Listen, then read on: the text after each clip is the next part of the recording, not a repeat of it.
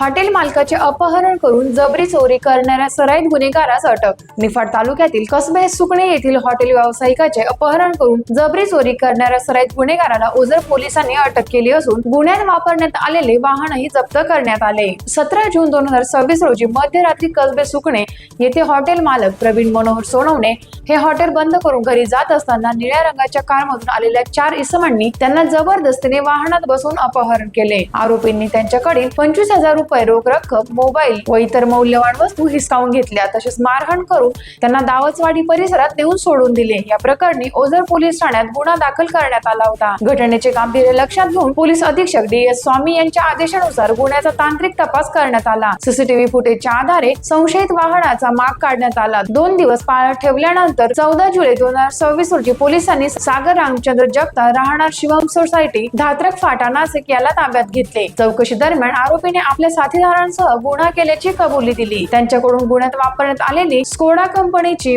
MH04 CS 6196 क्रमांकाची car जप्त करण्यात आली। ही कारवाई पोलीस अधीक्षक DS स्वामी, अप्पर पोलीस अधीक्षक विमला S, उपविभागीय पोलीस अधिकारी संजय बांबळे यांच्या मार्गदर्शनाखाली ओझर पोलीस ठाण्याचे पोलीस निरीक्षक महेश कुलकर्णी यांच्या नेतृत्वाखाली पोलीस उपनिरीक्षक महेंद्र खाडे, पोलीस हवालदार दुर्गेश बैरागी, अजय मदने, जितेंद्र बागुल, निलेश वाघ यांच्या पथकाने केली। आरोपीस न्यायालयात हजर केले असता 2 दिवसांची पोलीस कोठडी सुनावण्यात आली असून गुन्ह्याचा पुढील तपास सुरू आहे। टाइम्स ऑफ महाराष्ट्रसाठी निफाड तालुका प्रतिनिधी उत्तम जाधव यांचा रिपोर्ट।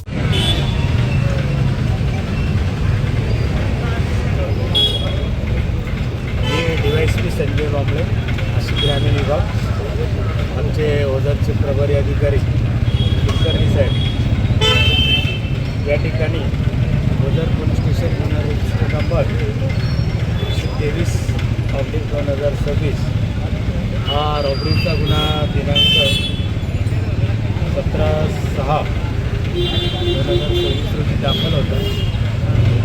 सदर गुन्हा हा सुरुवातीला अज्ञात आरोपी विरुद्ध होता। नंतर आम्ही गोपनीय माहिती तसेच आमचं तांत्रिक विश्लेषण आणि इतर गोष्टींचा बारीक अभ्यास करून सदर गाडी